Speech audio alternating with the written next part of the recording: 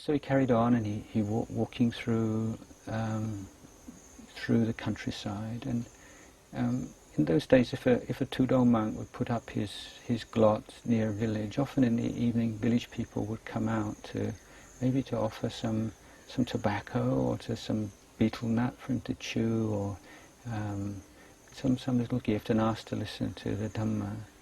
And he'd always, if you remember, been very articulate and very kind of extrovert as a boy and a young man. So now that became transmuted. It becomes transformed into this great gift of teaching Dhamma.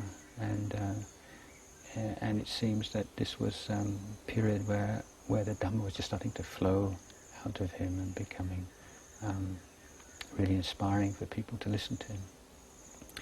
Then he crossed over the Mekong River and visited some places in Laos, and then he came back, and then he had more difficulties with his few possessions, with his bowl, and he had this bowl and it didn't have a lid, and so what did he do? He needs a lid.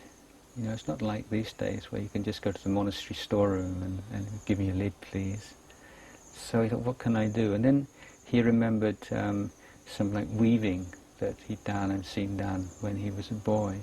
So he got hold of some rattan, and started to weave a lid for his bowl. And quite hard work, and he finally got this done and put it on his bowl, and he went in on alms round, and everybody thought it was a joke, and they were all laughing, lay people were all laughing at him. And so back to the drawing board, and then he got really obsessed with this again, and again it's a repeat of this old habit. And so he's working all through the night to make this bowl lid, and he's using some kind of candle, one of these what do you call it, comb fire, sort of using a light, and it dripped down onto his fingers, the wax, I guess. And krang. Is it krang or wax?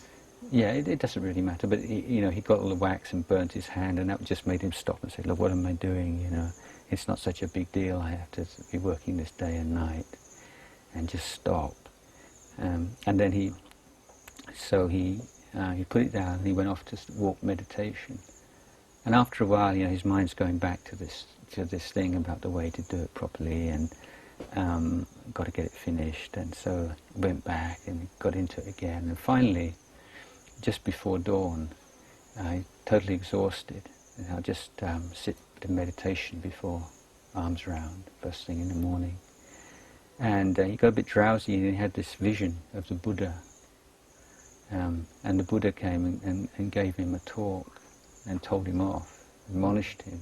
You got it all wrong again. You're making the same mistake. You've got to learn to be able to do things one thing at a time, and don't make such a fuss about your bodhika, your possessions.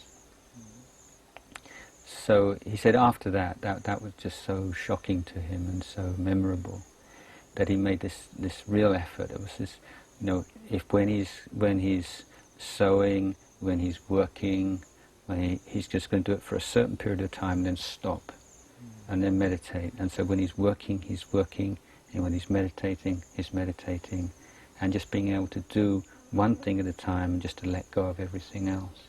And it's just so much more difficult than he thought, and very, very hard to do. But eventually, he was able to do it, and a lot of joy arose from that as well, and another kind of victory. So in spiritual life, apart from the ultimate goals of practice, it's very important to have these little small victories and things where you feel you've made real progress, and you've abandoned something, or you've developed something that you couldn't do before.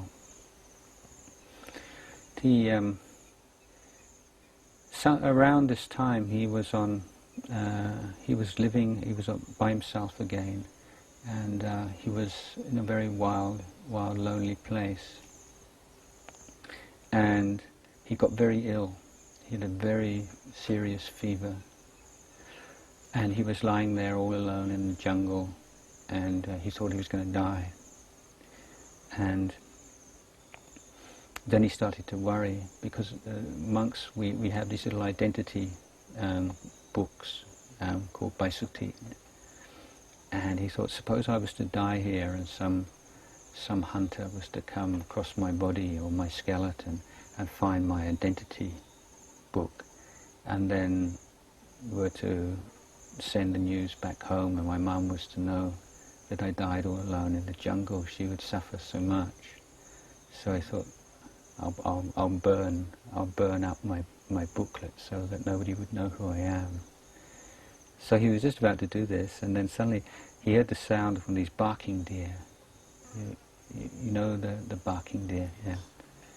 And it just sort of jolted him. He just, barking deer, I'm not the only sick being in this forest. What about all the animals in the forest, And they don't have medicines, they don't have doctors and people to look after them, They don't feel sorry for themselves, they make do, they just chew on leaves and they get by. And so it was just enough just to make him sort of stop, and then he forced himself to get up off the ground and to sit in lotus position, cross-legged, and start to meditate. And he reached a point where he could just go through that illness and recovered from it. And this was again a very memorable experience, in that he proved that he could treat himself and heal himself from quite serious physical illness through the power of meditation.